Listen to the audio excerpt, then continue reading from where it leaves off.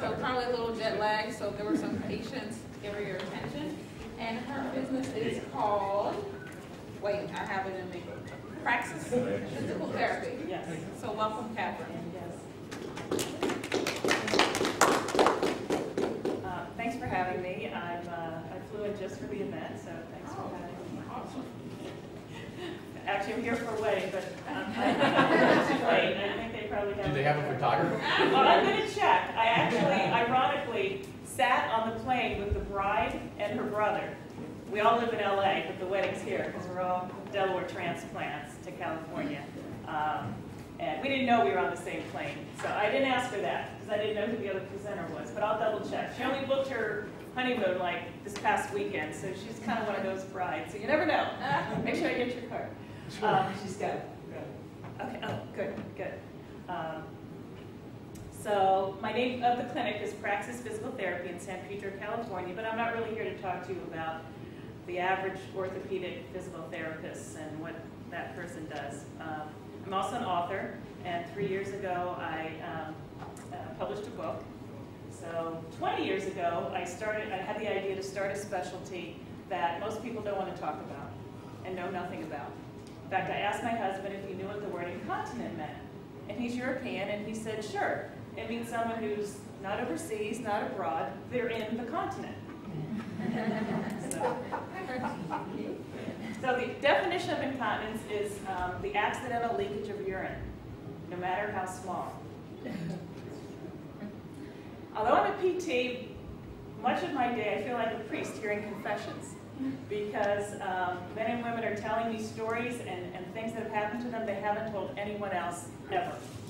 I had a woman who, she started off with all the general typical things. I leak when I cough and sneeze. I'm like, yeah.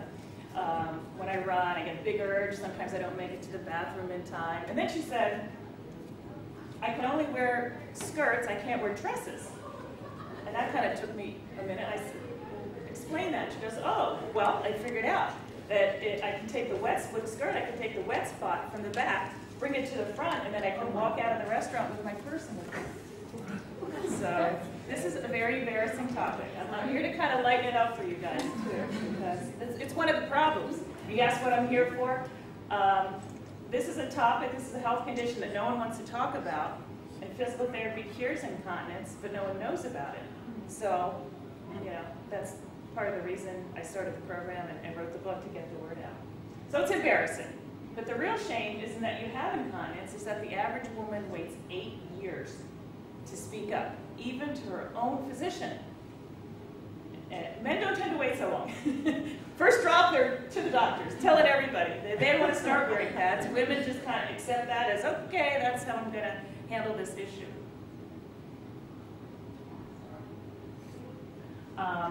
The main muscle we work with, so we're physical therapists, we work with skeletal muscles. And there's one, you're all sitting on right now. You're sitting on your pelvic floor muscles. And when we rehabilitate it in physical therapy, our success rate in curing incontinence is about 85%. Just no one knows that physical therapy cures incontinence. Anybody here already know that this is a specialty within physical therapy? You mentioned physical therapy after your back injury. Really? Well, at least my parents. Obviously, they have to be honest to answer that. So a prominent urologist wrote one of the reviews for the book, and maybe you can read it. It's an amazing truth that most incontinent women and men can become dry without surgery and without medicines. So that's what everyone goes to with their head. Well, I don't want surgery and I don't want medicine, so I just have to continue hiding this, which is a shame. So I also feel like a magician when I'm working with my patients, because I can actually make the urge to urinate disappear, poof, without using the bathroom. I can magically get someone to sleep through the night. Once I had a gentleman, and he told me he got up 10 times every night, and he'd been doing it for years. And I must have shown a little disbelief, because the next day he came into the clinic with 10 scraps of toilet paper. He had torn one off for each trip. Clean. No. 10 scraps, because he thought, well, maybe I'm so sleep deprived that it's hard to count. So every time he went, he goes, see to prove it to me. That's our comedian in there. That's our vocation. You're my reactor. You're all my kinds of material happening right now, right? You know.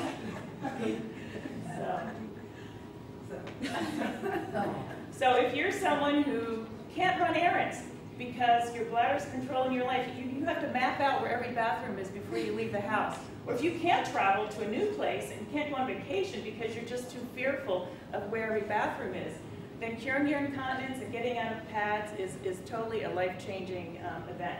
In fact, the gentleman that went 10 times, so what we do with that, in addition to working with the muscle, is we actually work with the bladder itself, and we retrain it.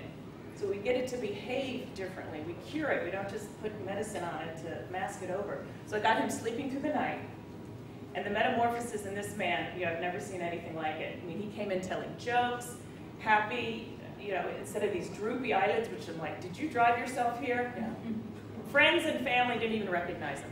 So it was truly total change in his personality. Well, he was living his life sleep deprived. And that's a form of torture, really. So along came Kim Pirelli. That's me in the white coat. You might actually kind of match that today. So she's a young mother. Well, she's older now. I keep calling her the young mother. So she had leakage with running.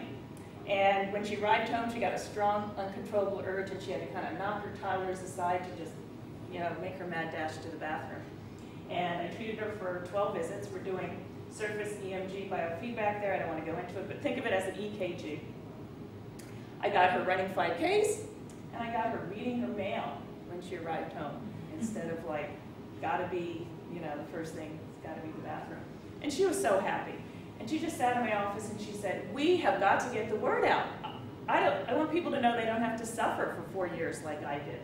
I said, well, most women suffer twice as long as you did, so you actually got here quick. So we decided, it was actually her suggestion, I give her full credit, we should write a book. So we did. We researched and we found that there was a real void in the marketplace. Pun intended. I was supposed to be. Okay. We're not all going to go over, this isn't what I do for a living. Most of the books were textbooks, written for healthcare providers. And we wanted the complete opposite. We wanted a book that was conversational. We wanted a book that was self-help. In fact, I put into the book my entire 12-week home program, and we lead every chapter with a story so that women can relate to other women, so they don't fit. Despite the demographics, which are huge for a nonfiction book, half of all women have this issue, and 10% of men. They all think they're the only ones because no one talks to each other. Sisters don't talk, girlfriends don't talk, mothers, daughters don't talk. So 77 rejections later, we landed a New York agent and a New York publisher. So it was 5 years from concept to book in hand, 5 long years. Most of the rejections came because nobody wanted to touch the taboo nature of the topic. No. America's not ready to talk about this. But what we did have in our favor are these wonderful demographics. And so to date, we have sold 10,000 copies. Does that sound like a lot? I don't really know. It does. Does it? Okay. Because the real challenge isn't getting to the stage, it's to getting people to come out of the water closet. You got that one. You got my funds. That was better. Come out of the closet, the water closet, and seek the help that the book has to offer, or a physical therapist. So what I needed to do was get reviewers, and I was able to get 17 different reviewers, and I chose them based on how they might help us after the book was published. What traction they maybe could give, to be endorsers or advocates. And far and away, our most famous advocate and biggest supporter is Dr. Christian Northrup. She's an OBGYN and a New York Times bestselling author. So she wrote the front cover quote for the book, very graciously of her. You guys can all read it there, right? Big enough? I wasn't sure. She's gone on to write a second book. This is her latest book that's just been out for about 2 months. She was on Oprah a month ago on her Sunday show, and she also had a full-hour PBS special that aired nationwide. I And if any of you catch it, bits and pieces of it. Are you familiar with Dr. Northrup? She's pretty famous in women's health internationally. You either know her or you don't. But you know, she's been on Oprah and Oz untold time. She doesn't work as an OBGYN anymore. So lucky for us, this book has now come after our book. She mentions our book in her book 3 times. So that was pretty cool. And she didn't even tell me, she didn't ask me. I'm reading the book just because I'm reading her book. I have to read all her books because you know she's such a big advocate. I'm like, oh my gosh. So I think it's translated into a few sales. The American Library Association reviewed it and gave us a Book of the Year finalist award in the health category. Everybody likes to see those gold stickers on the book, right? And they recommended that every library in the nation carry the book. So that was a lot of sales. So we were really happy when that happened. And the publisher, they did that 100% on their own. We didn't even know they did what they did to make that happen. It's not enough to write a book. You got to have a website. Over here, we have a, I'm sure there's a way to point with this, but we did a TV, local cable spot for 20 minutes, so if you guys are interested, you can go to that. So, and we sell books through the website, but you know, there's a lot of information. Thebathroomkey.com. Can't be easier. And you've got I have a Facebook page, and I try to post 3 to 5 times a week, you know, interesting articles that are on point or maybe a little alongside the point. And it's growing. It's only 580. So if any of you guys want to like it, feel free. Become a follower. You might mention how you got that cover. Okay. Well, are you interested in knowing how you got the cover? Well, then explain the cover too. Right. Okay. So I told you that they were all textbooks. Well, you know what a textbook looks like, right? Boring. We wanted this to be a book that people could ride in the subway and have it look like a novel. Yeah. So my co-author came up with the design. So that concept is you hold the book and you're the last person in line to the bathroom. With that urge, with that worry, you know, everyone comes out of the rush from the concert or the play or what have you, and you know, especially with women, men just kind of breeze right in, but we women. So that's the concept behind the book, to kind of give a more emotional connect. And we all love to see shoes. Yeah. That's right.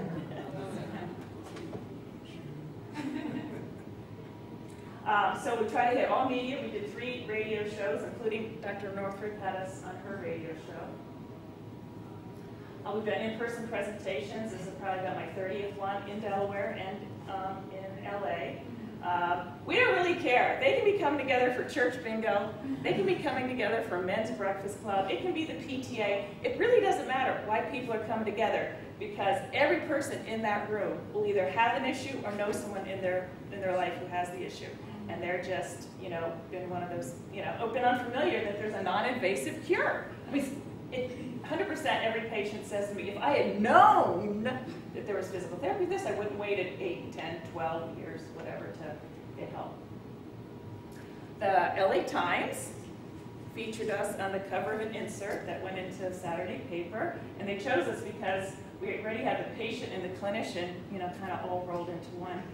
So that was very cool. So they call it a campaign. So in order to favorably compete, oops, let me grab one from over here. Compete with Amazon's pricing, which, you know, is down here. As authors, we wanted to add some what's called added value in marketing, right? I think. So we sell, you know, our website, what I would today, we sell signed special edition copies with a silver key charm bookmark, wearable as a necklace. Awesome. So, oops. Why? Well, this just makes it personal and makes a better gift. So that's gone over really well. But if you do go to Amazon, you will see 60 5-star ratings. It's amazing to me. I guess I should be amazed. People buy the book. Well, they read reviews. They buy the book. They do the 12-week program. And then they go back into Amazon to say that the book cured them. Because this really wasn't a given when I wrote the book. No one had really tried this before. Like, how big of the picture, how much do I really matter to the program? I mean, my program's in there, but I'm not in there. So it's like having your own pelvic floor PT. I'm a new woman. This will answer all your questions and save a trip to the doctor. a life changer. So whenever I have a bad day, I kind of go in there. It's kind of fun.